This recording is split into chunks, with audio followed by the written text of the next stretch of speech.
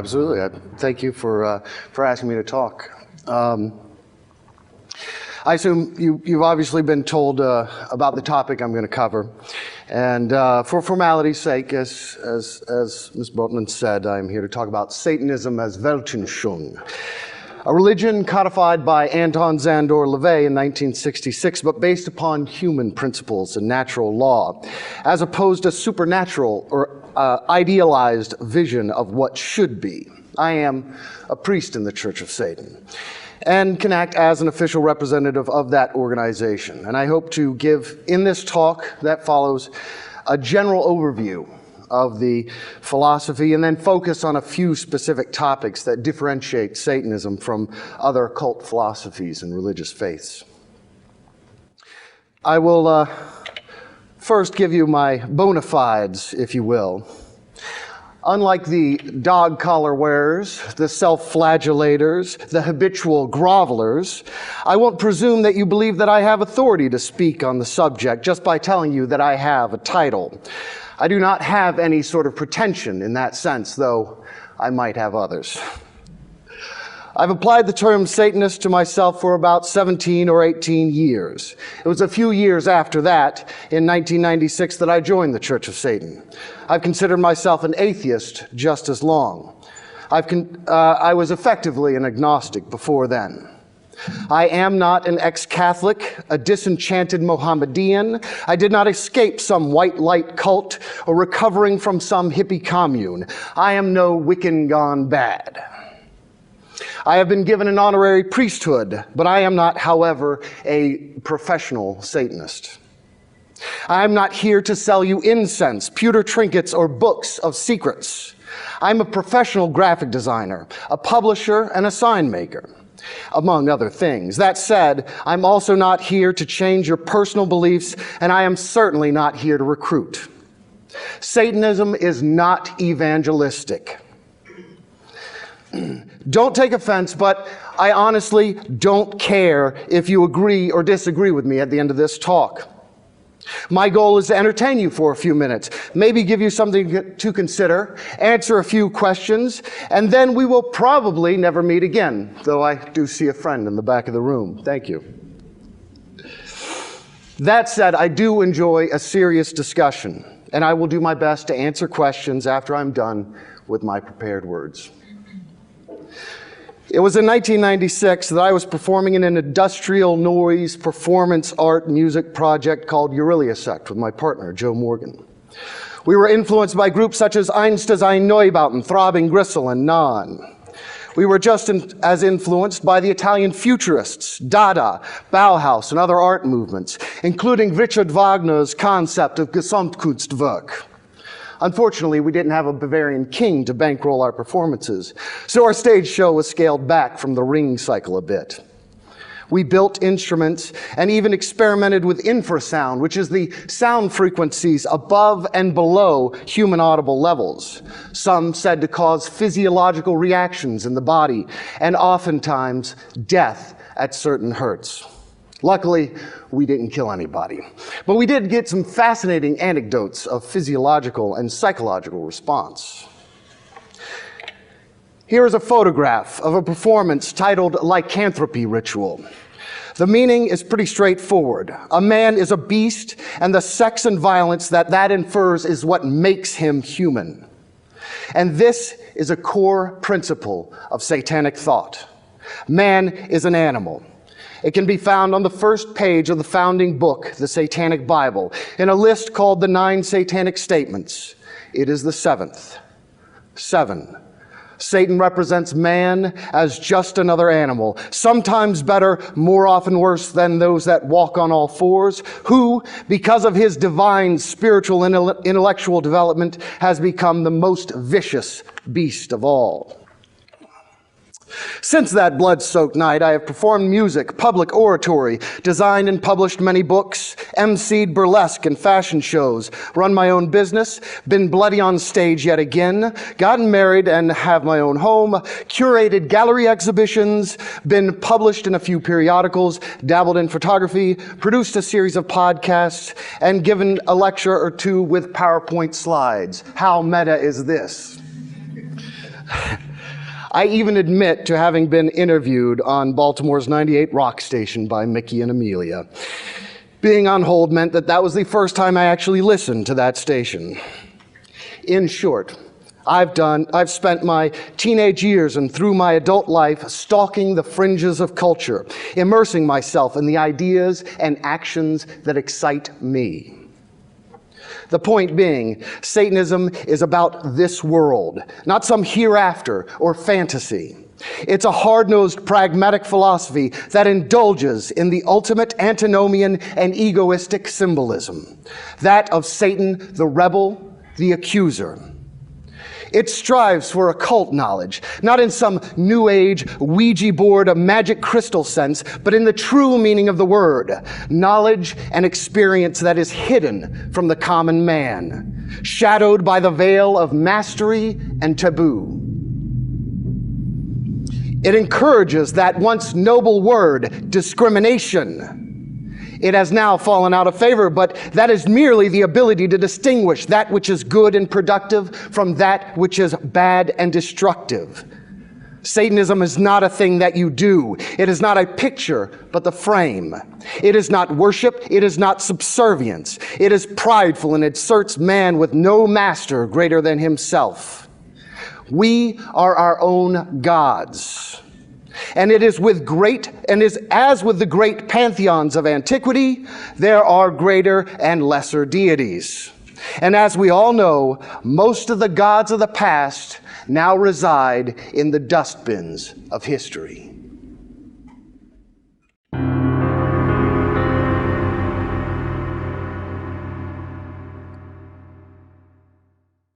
Now I'm going to start with two frequently asked questions. It is highly probable that one or many of you will think or would try to ask these questions because they're almost always asked. For brevity, I will just give you the answers. 1, no, we do not sacrifice babies and animals.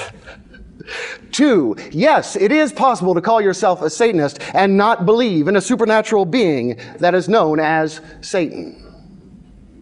Now, I won't dwell on further trivialities and urban legends. There is a great quantity of basic information and real information on the Church of Satan website and imprinted in the basic books. Some of it I will go over here, but I encourage those who want more information to go there and read. Anton Szandor LaVey, the founder of modern Satanism, was fond of saying, "Satanism demands study, not worship." Satanism is not a religion of the masses. We do not claim that everyone can be a Satanist or will benefit from adopting the worldview. It should come as no surprise to you that many who claim to be Satanists are nothing close to it. The last thing I want to hear about is how you had a friend in high school that called themselves a Satanist. Sure, it's possible. Probable? Not likely. People seem to fail on the basic critical thinking test when the S word is involved, just as with any other scapegoated idea. One can call themselves a communist without knowing the first thing about Marx. One can join the Communist Party without having committed themselves thoroughly to the proletarian revolution. The exact same is true of every other religious, philosophical, or political movement. Clearly, this pretense of expertise has been working quite effectively in the art world for decades.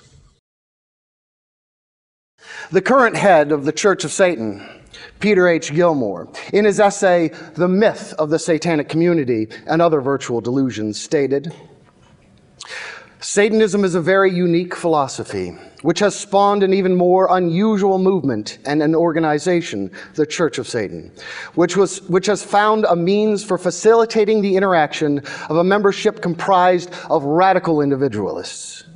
It is, in an apparent paradox, that is a third side synthesis. It is an organization for non-joiners.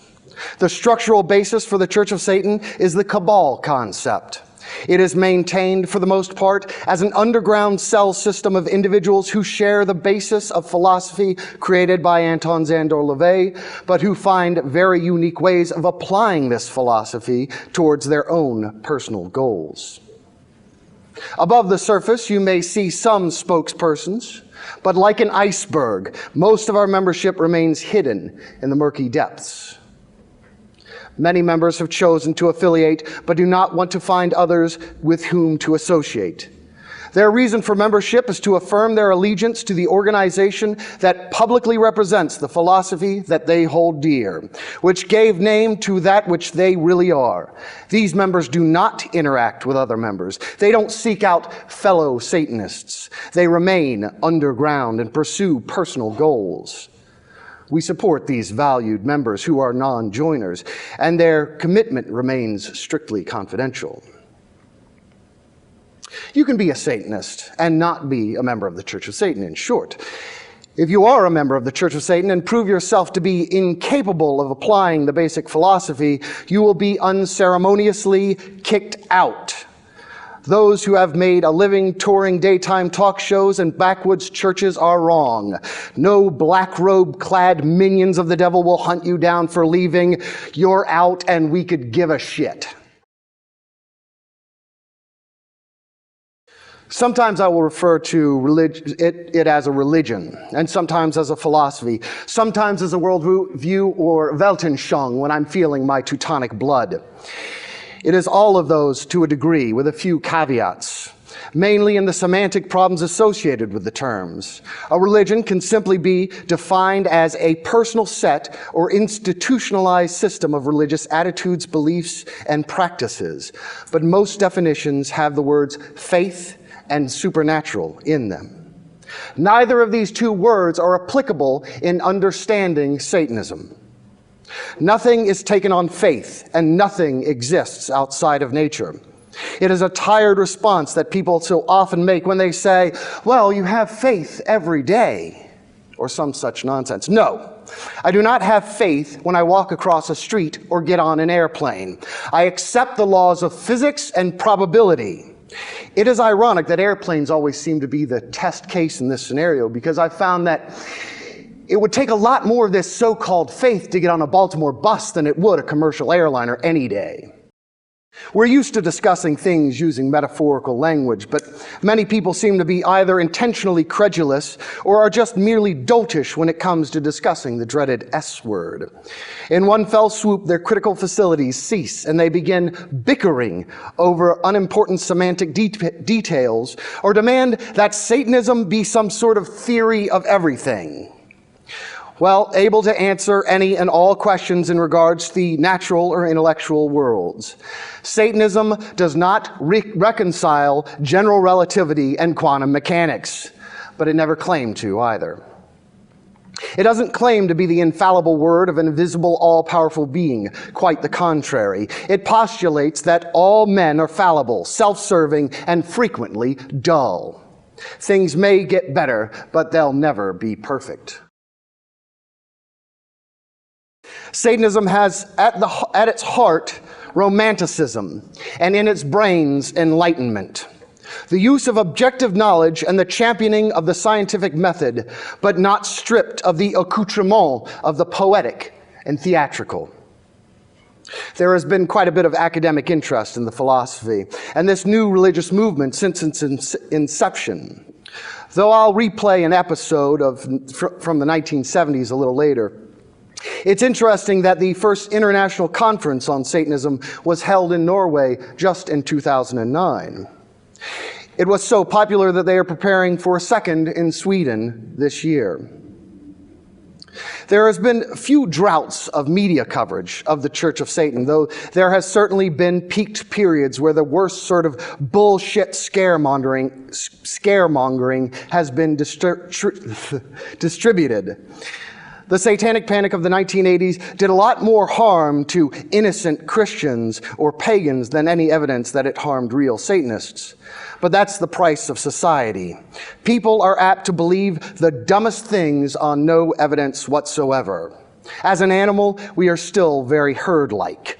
One of us starts running in fear through the pasture, soon enough the whole mass is stampeding in the same direction. From tulip mania to witch crazes to believing a Playboy bunny when she tells us that she is an indigo mom and has a crystal child and vaccines cause autism. Please look up JennyMcCarthyBodyCount.com for more information on that. As far as we've come along, we still vote in politicians who run the goddamn country, who are apt to believe Guam may tip over when there are too many people on it, that 9/11 was an inside job, and Jesus Christ is their Lord and personal Savior.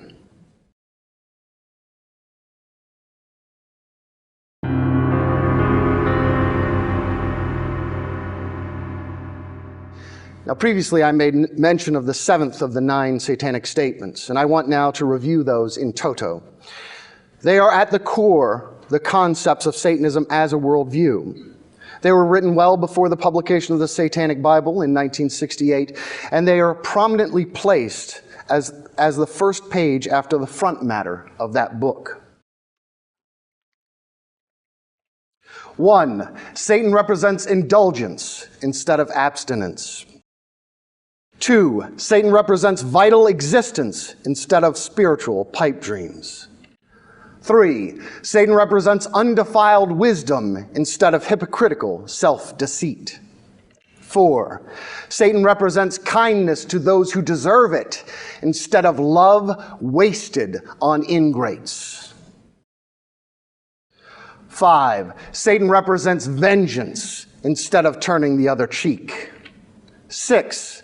Satan represents responsibility to the responsible instead of concern for psychic vampires. 7.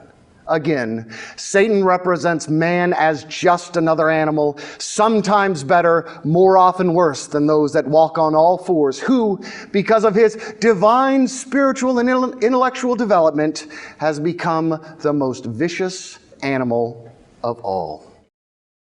8. Satan represents all of the so-called sins, as they all lead to physical, mental, or emotional gratification. 9. Satan has been the best friend the church has ever had, as he's kept it in business all these years.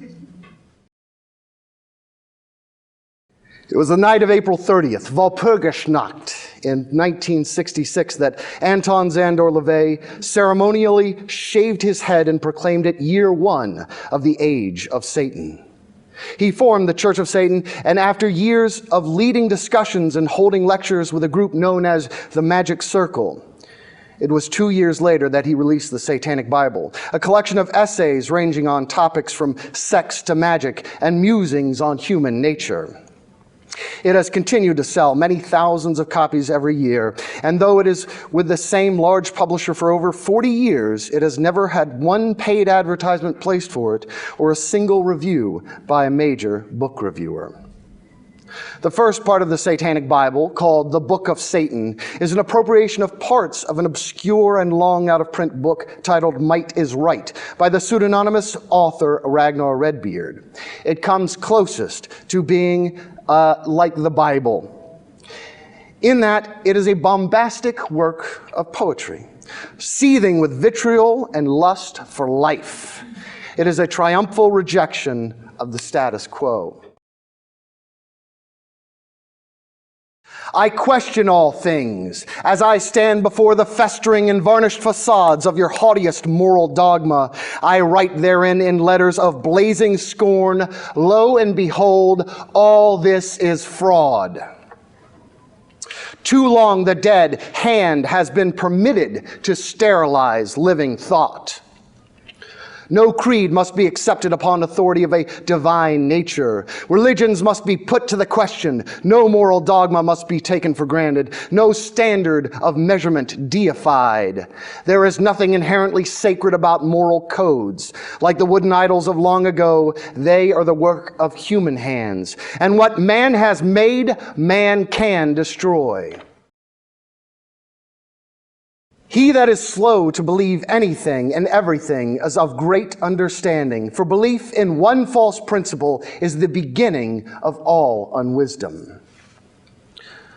Whenever, therefore, A lie has built unto itself a throne. Let it be assailed without pity and without regret. For under the domination of an inconvenient falsehood, no one can prosper. And the most dangerous lie of all enthroned lies is the holy, the privileged lie. It is the lie that everyone believes to be a model truth. It is the fruitful mother of all other popular errors and delusions. Here we see a bedrock of skepticism, the application of the scientific method to morality. In the world of science, all knowledge is provisional. We understand the world as best as we've been able to decipher it, and we're waiting for either further confirmation of current knowledge or new discoveries that overturn our notions. Nothing is assumed permanent, and certainly nothing is sacred. I will state that although this scientific method is the best way to understand the natural world, it is used by humans that are flawed. The method, the tool of science, is inherently self-correcting, but only if there are people willing and able to see the errors that need to be corrected. There are also those who become deeply entrenched in a theory and will fall prey to their own biases and faulty thinking. Whereas the world's religions speak of an axiomatic truth revealed by deity, Satanism speaks of an indefatigable skepticism. LaVey even gives a rather pithy quote in regards to mind-body dualism. He no longer can view himself in two parts, the carnal and the spiritual, but sees them merge as one, and then, to his abysmal horror, discovers that there is only the carnal and always has been.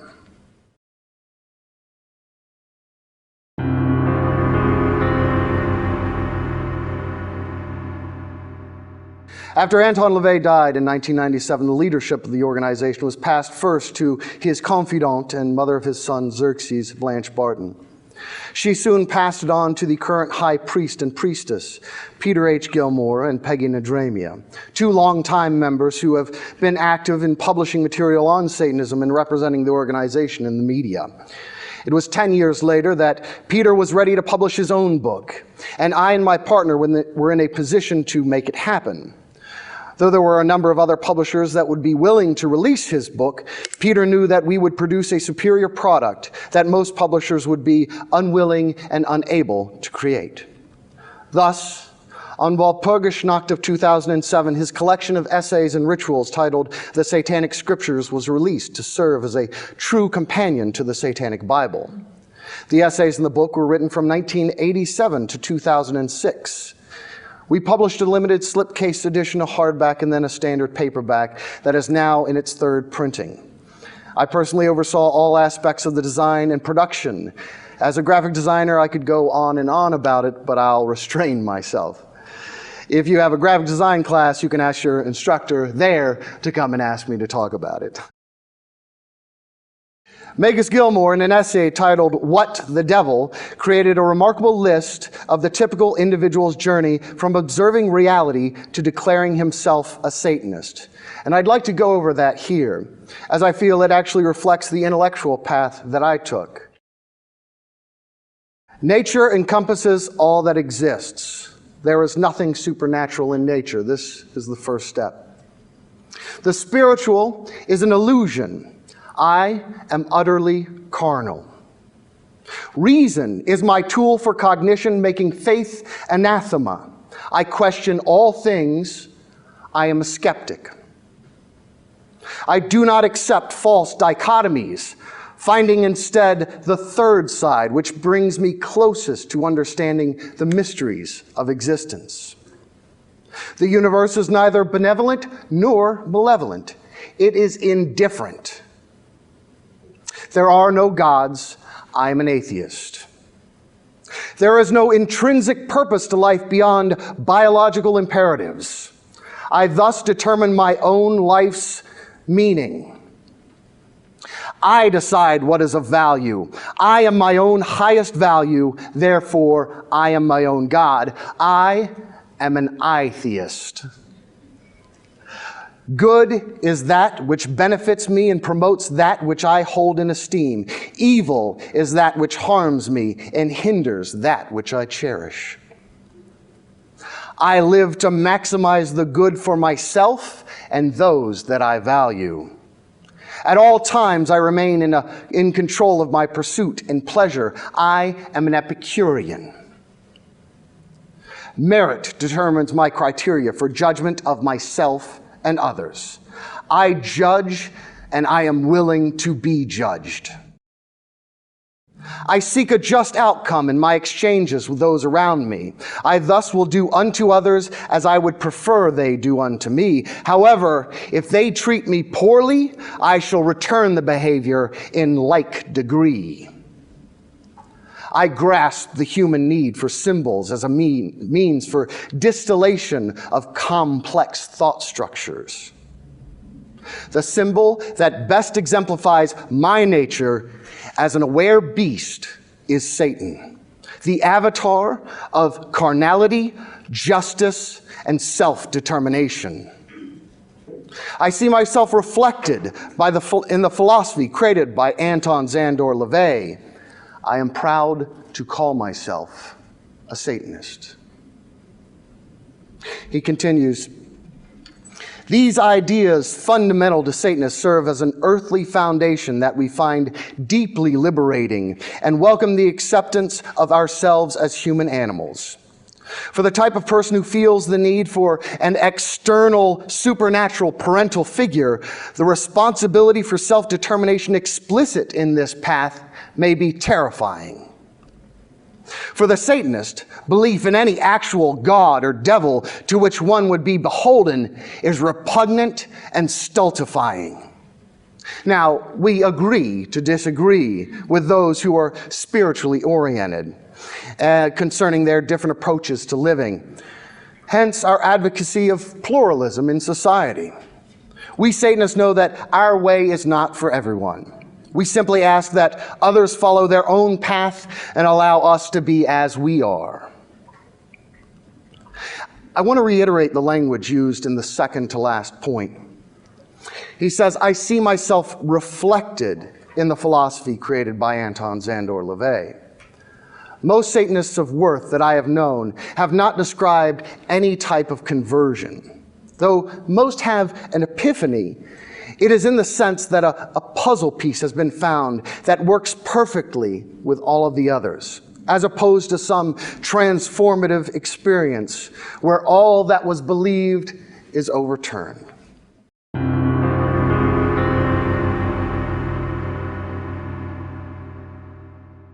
Now, for a few concepts. Egalite versus hierarchy. The natural world is stratified. The weak, slow, and stupid tend to be worse for wear. The smart, quick, and strong tend to have a better time of it. In the animal kingdom, the world that we exist in, it is eat or be eaten. In some cases, this is quite literal. Take Werner Herzog's documentary Grizzly Man. It was about Timothy Treadwell, a man so enamored with the belief that good thoughts can overcome the inherent bestiality of nature that he dedicated his desperate life to convincing people that bears could be your friend. That is, of course, until he was mauled and eaten by them. Most of the time, the phrase is merely symbolic, though. But it is truly an aberration to find a people who treat one another as equals. When this supposedly happens, in most cases, it is merely that there is an all-powerful state that oppresses everyone into poverty, but of course, the leaders and their favored ones. Satanism accepts a natural order. It accepts the world as it is, and that in this world there are winners and losers. Bears are not our friend. Not everyone is a scholar, president, or athlete. The notion that everyone needs to be a winner makes as much sense as saying that everyone needs to be above average. No matter where that mean is, half of all people will be below it. The bar may shift for the good of all, But the only time-tested way to ensure that everyone is equal is to make sure that nobody has anything. The problem is, the ones who are in charge of seeing to it usually end up having a lot. I'd recommend Kurt Vonnegut's short story Harrison Bergeron, or the incredible short film based on it released fairly recently titled 2081. Theodore Dalrymple, one of my favorite living essayists, and the pen name of a British doctor who has spent many years in prisons and working with the poor, has written an anecdote about the pervasiveness of this notion that it is impolite to point out the most painfully obvious of natural inequities. I'll quote from his book. Last week, a 17-year-old girl was admitted to my ward with such acute alcohol poisoning that she could scarcely breathe by her own unaided efforts, alcohol being a respiratory depressant. When finally she woke, 12 hours later, she told me that she had been a heavy drinker since the age of 12.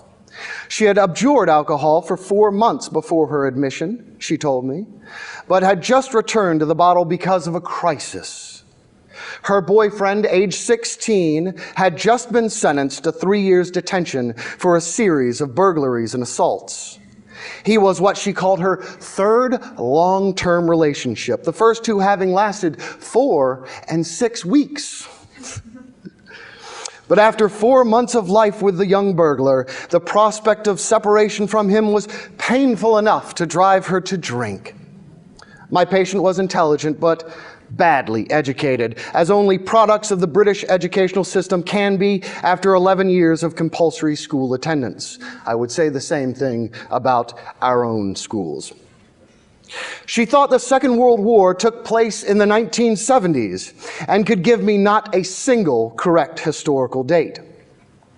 I asked her whether she thought a young and violent burglar could have produced much of a companion, and she admitted that he wouldn't, but said that he was the type she liked, and besides which, in a slight contradiction, all boys were the same. I warned her as graphically as I could that she was already well down the slippery slope leading to poverty and misery, that, as I knew from the experience of untold patients, she would soon have a succession of possessive, exploitative, and violent boyfriends unless she changed her life. I told her that in the past few days, I had seen 2 women patients who had had their heads rammed down the lavatory, one who had their head smashed through a window and her throat cut with the shards of glass, one who had had her arm, jaw, and skull broken, and one who had been suspended by her ankles from a 10th floor window to the tune of "Die, you bitch." "I can look after myself," said my 17-year-old. "But men are stronger than women," I said. "When it comes to violence, they are at an advantage." "Well, that is a sexist thing to say," she said. A girl who had absorbed nothing at school had nevertheless absorbed the shibboleths of political correctness in general and of feminism in particular. "But it's a plain, straightforward, and inescapable fact," I said.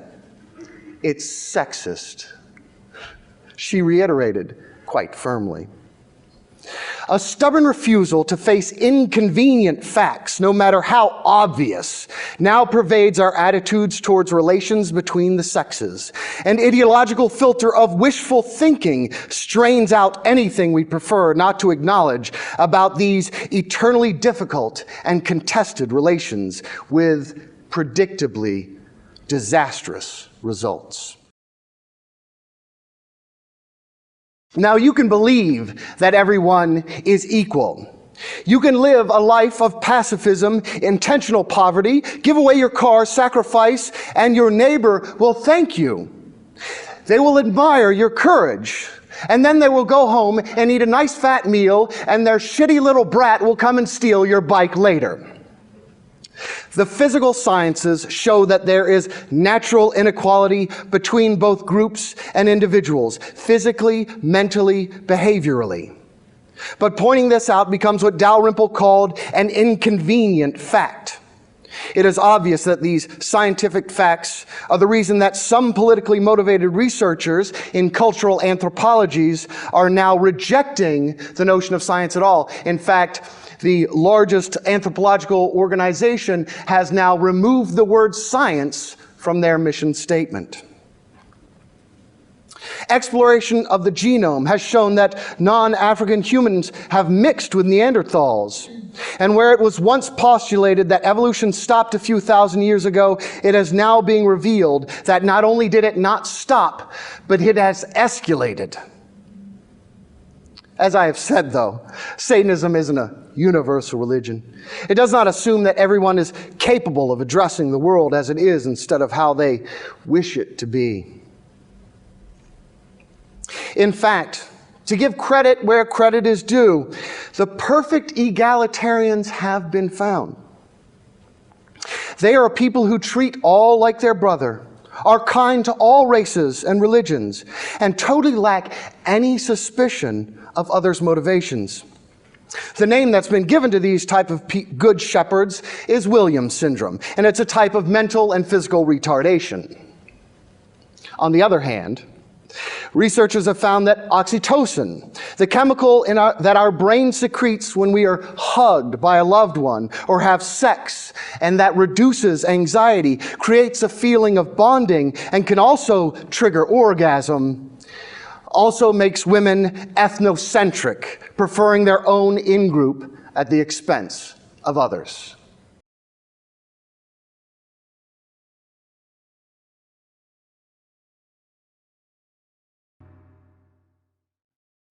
Satanism takes few very overtly political positions, and there is absolutely no affiliation between the church and any political party.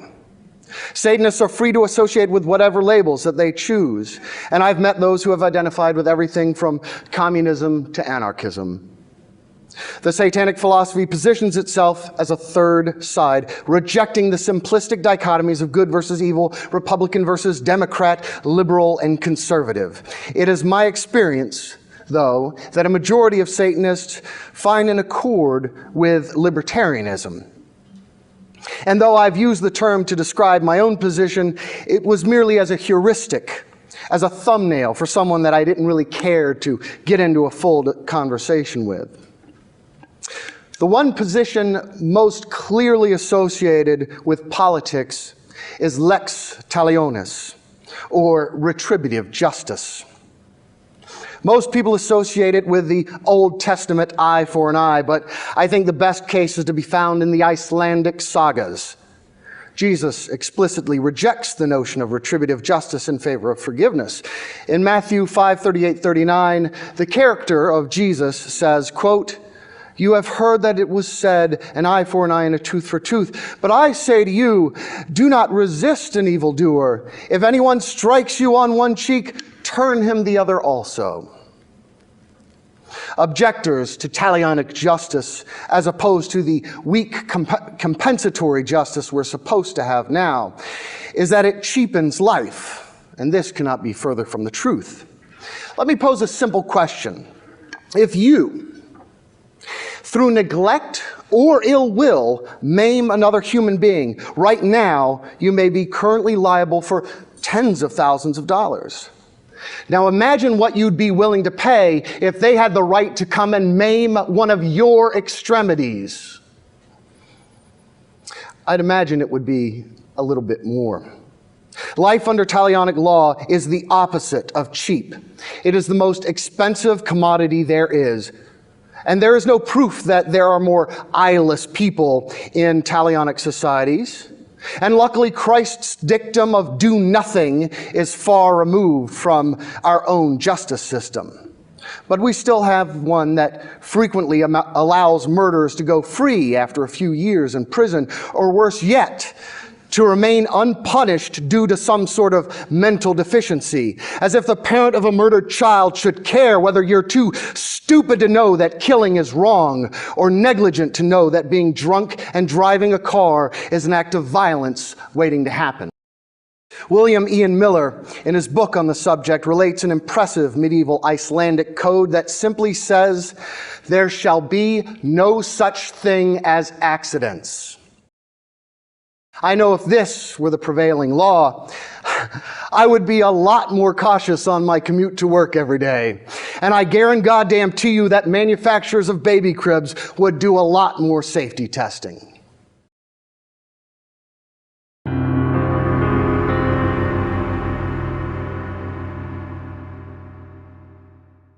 Satanism deals with magic and ritual in a rather unique way compared to occult groups and traditional religions. Again, it is about the frame. It is about the third way. Satanism breaks magic down into two categories, greater and lesser magic. In the Satanic Bible, LaVey defines magic as, quote, the change in situations or events in accordance with one's own will, which would, using normally accepted methods, be unchangeable. He distinguishes between the two types. Magic falls into two categories, ritual or ceremonial, and non-ritual or manipulative. Ritual magic consists of the performance of formal ceremony, taking place at least in part within the confines of an area set aside for such purposes and at a specific time. Its main function is to isolate the otherwise dissipated adrenal and other emotionally induced energy and convert it into a dynamically transmittable force. It is purely an emotional rather than intellectual act, and all intellectual activity must take place before the ceremony and not during it. This type of magic is known as greater magic. Non-ritual or manipulative magic, sometimes called lesser magic, consists of the wile and guile obtained through various devices and contrived situations, which when utilized can create change in accordance with one's will. In the olden times, this would be called fascination, glamour, or the evil eye. Magic, in the satanic sense, is not about shooting fireballs or riding around on broomsticks. We do not have spells that guarantee sex or death, the two things that people always seem to be seeking spells for. When the Satanist performs greater magic, it is an emotional psychodrama intended to charge the participant with specific feelings or to put him in a specific emotional state. It is made clear in the writings that greater magic is an emotional working as opposed to intellectual. Like the power of a masterfully written book or a piece of music, this productive fiction is useful and possibly necessary to the human animal. Lesser magic, however, is the skillful use of psychology to manipulate others to your own will. It strikes many in a distasteful way, those types who think that there is a higher, selfless calling that we're supposed to achieve. I'll have none of it. All humans work toward ego gratification, though some are masochists, of course, by nature, and it feeds their desire to sacrifice for others. In the satanic framework, it's perfectly acceptable to be a masochist, sexual or otherwise. Being master of oneself is to know your desires. And if that desire is to please someone else, then one should seek to fulfill that need. In greater magic, there are numerous rituals and explanations published in satanic literature. But because the religion is not of a revelatory doctrine or faith-based, the individual is free to search through whatever sources that inspires them. Man, of course, invented his God, so therefore he invented his rituals to suit himself as well. Gilmore writes in the introduction to a ritual based on the Norse legends, We find world mythology to be our field from which to harvest symbols and metaphors, from which we find to resonate most strongly with our satanic natures. When exploring a particular historical mythology, we do not simply pick something that's just not Christian, or not part of Christianity's various antecedents and offshoots. We look instead to a myth system and ferret out its unique dark side, the taboo and forbidden regions that its adherents held in awe and terror. That is where the devils are found. The Satanic Scriptures published a wedding ceremony for the first time, though they have been performed since the early days of the organization. And it was actually during the production of the book that I was married myself. And I chose to adapt that very ceremony to my own needs. As egoists, it is expected that a Satanist would need to change things to suit themselves. And though I kept much of the text, I added and altered it for the occasion with input and approval from my wife-to-be. As a priest, I have performed a number of weddings, a few secular, 2 overtly satanic. In 2009, I performed a satanic wedding in a medieval walled city of Gruyère in Switzerland. It was in the shadow of the 13th century castle that Swiss surrealist H.R. Giger has an apartment and a museum dedicated to his fantastic art. The couple, good friends of mine, when they first met fortuitously enough on 666, were then married on 999.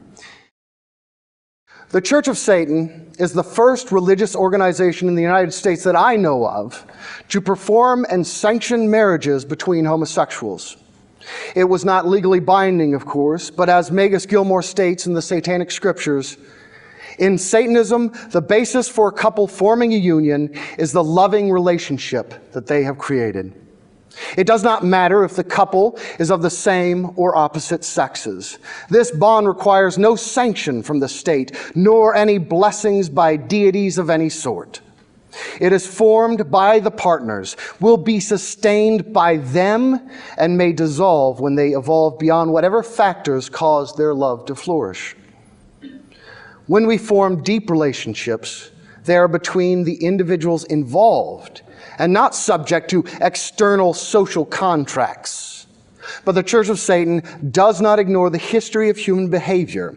And so we understand that a loving couple may wish to demonstrate their exultant pride in the relationship they've formed by having a ceremony and inviting people who have meaning in their lives.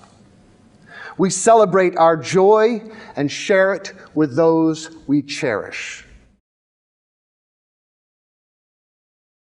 The greatest resources for lesser magic are to be found not in the ancient grimoires or the scratchings of the alchemists, but in modern science writing, critical thinking, and even some sales literature and the writings on confidence men.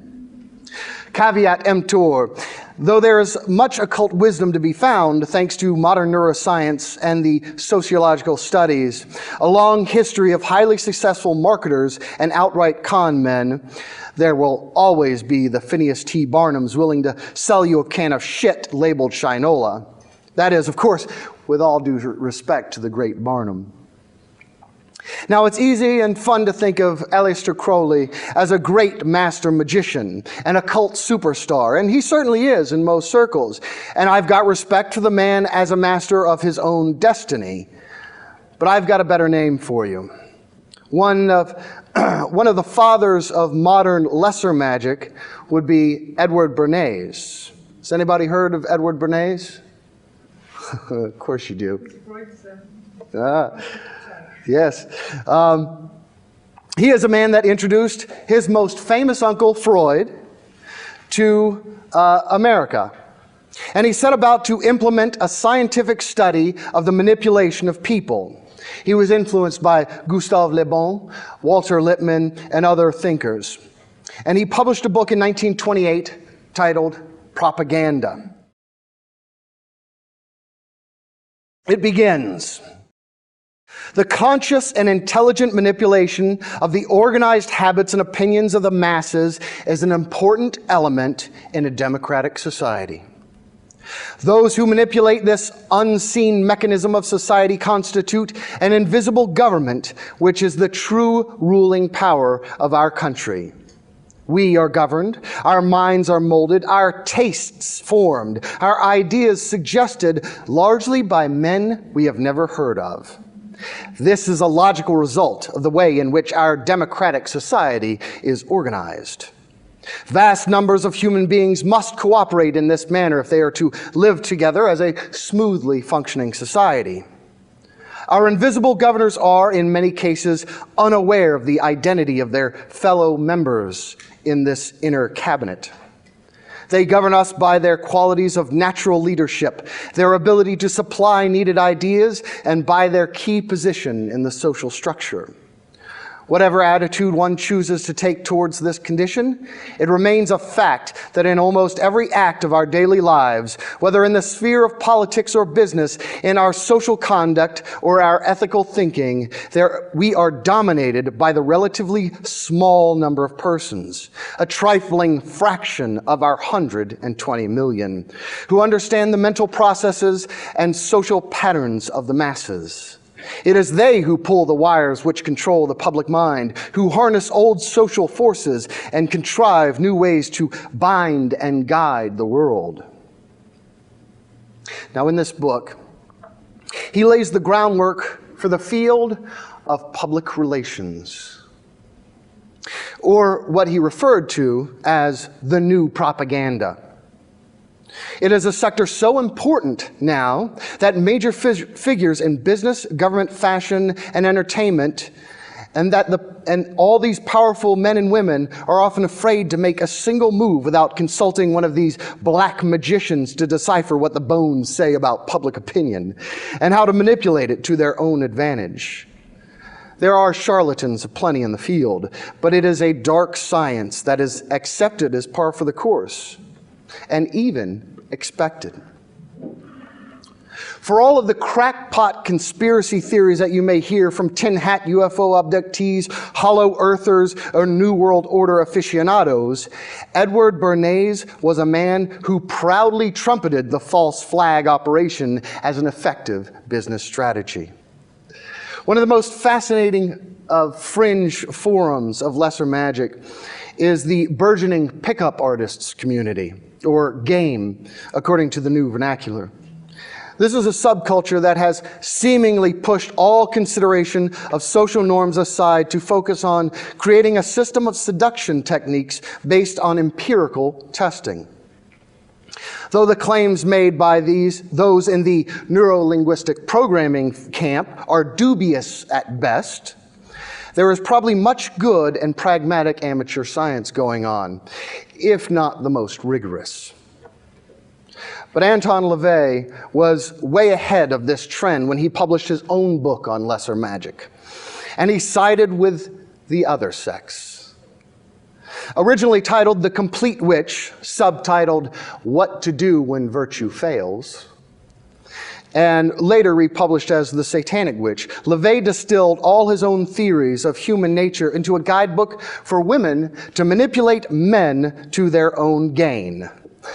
Now, there is no coy euphemism or sanctimony, as you probably would expect at this point.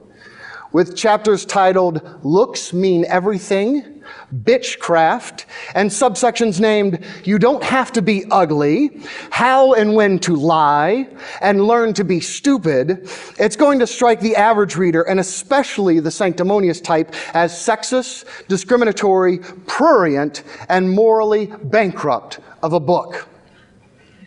It is. But in the words of Spinal Tap, what's so bad about being sexy? You don't read a book called The Satanic Witch because you want equality. You read it because you want to have control, even if you're pretending to be equal.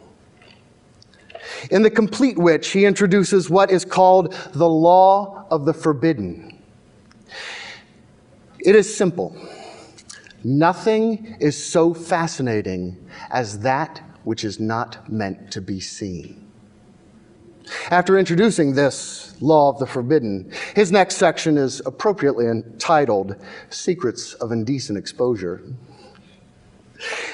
Now, in the early 70s, there was an instance There was one instance of many of an academic who has tried to infiltrate the Church of Satan in order to write about them from an insider's perspective. The paper that resulted from it was published in a book called The New Religious Consciousness, and the author was Randall H. Alfred. It's interesting to read these outsiders' reports of Satanism. At some point, the author had a change of ethics in regard to his covert participation, but quickly found out LaVey had pegged him from the start. He states, quote, "I had joined the group to do research and later got personally involved. But from a satanic perspective, my deception and covert aims, my play acting and feigning, and my use of other people for my own ends were all components of lesser magic. Thus my feint was typically satanic, so I was not feigning. And the last diabolical laugh was not mine."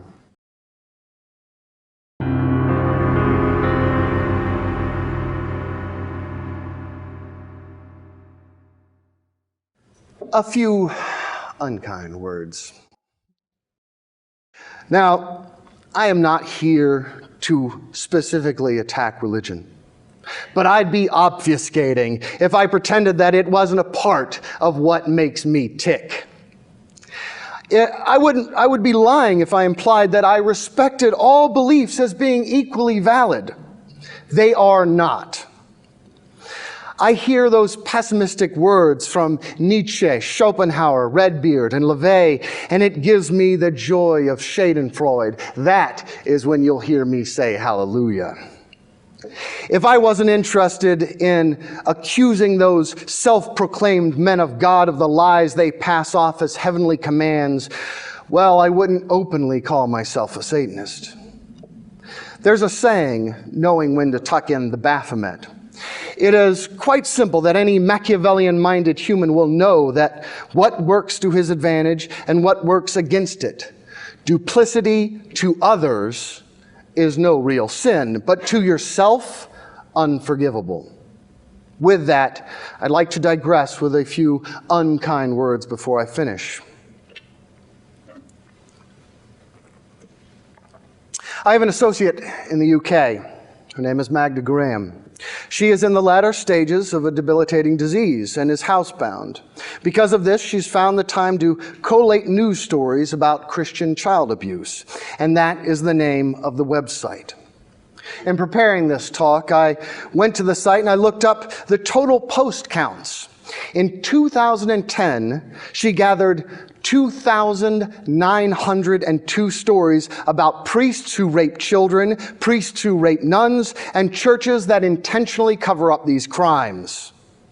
One defense of the Catholic priesthood and the Christian priesthood at large is that there is a slightly smaller percentage of priests who rape children than in the general population. And that may be true. But what I want to know is, this is a self-selected group of men who feel so strongly about their religion that they are willing to give everything up, to ostensibly commit their life, to commit to a life of celibacy and sacrifice to their fellow man. If humans are so fucked up that this elite group of God's soldiers can only do slightly better than everyone else in the world, I can't imagine that's much of a defense of there being any kind of moral guide to anyone. It seems to me that makes them about just like any other chump. The second month of this year is just over. And she's already gathered some 500 stories. Multiply that by 6, and she's on track to having double the amount of news stories about priests gone wild. But there's a trope that's attributed to Stalin. It says, "A single death is a tragedy. A million is merely a statistic." 2,902 stories, gathered by just one person. It's not going to be all the stories. Some of them will be about the same cases, but some of them may be about many, many children, hundreds in some cases. If my goal was to really convince you, I'd tell you a story about one of those children. I'd get you to think about your own children if you have any. If you don't, your siblings or maybe your nephews. Being alone with someone that everyone has told them was the most honest, pious, and trustworthy man in their community, and then have that man put a loaded pistol to that child's head and sodomize them, as has happened. Or the Muslim man who killed his daughter because she refused to marry the man that he chose for her. Or the Moel, which is a Jewish rabbi who does circumcisions, who spread herpes to multiple infants because he adheres to the orthodox practice of sucking the blood from the penis of babies with his own mouth. There is no God. I am confident in saying that. You may disagree, and that is fine. If there were a God and nature is his work, he is a cruel son of a bitch. If there is a God and his followers exemplify his teaching, then he is a sick son of a bitch with a twisted sense of humor. So I'm asked, why be a Satanist? Why not just ignore Christianity, Judaism, and Islam? And I'll tell you why. It is because they won't ignore me and mine. They still want to create law based on their myths. They want to spend time in my bedroom and watch my computer to make sure I don't do anything that they wouldn't approve of. I am a Satanist because I believe that humans are like a herd animal. Though the pendulum of law and morality may swing back and forth from one extreme to another, the majority will always be the type who thinks that they know better than you what you should do with your body and mind. And there will always be those who find it impossible not to be damned and defiant, unafraid to call that dark force of nature that eternally works against the utopian fantasists the name that they have chosen, Satan. In other times and other places, it may have been called by a different name, but it has always been there. And the shuffling hordes always think that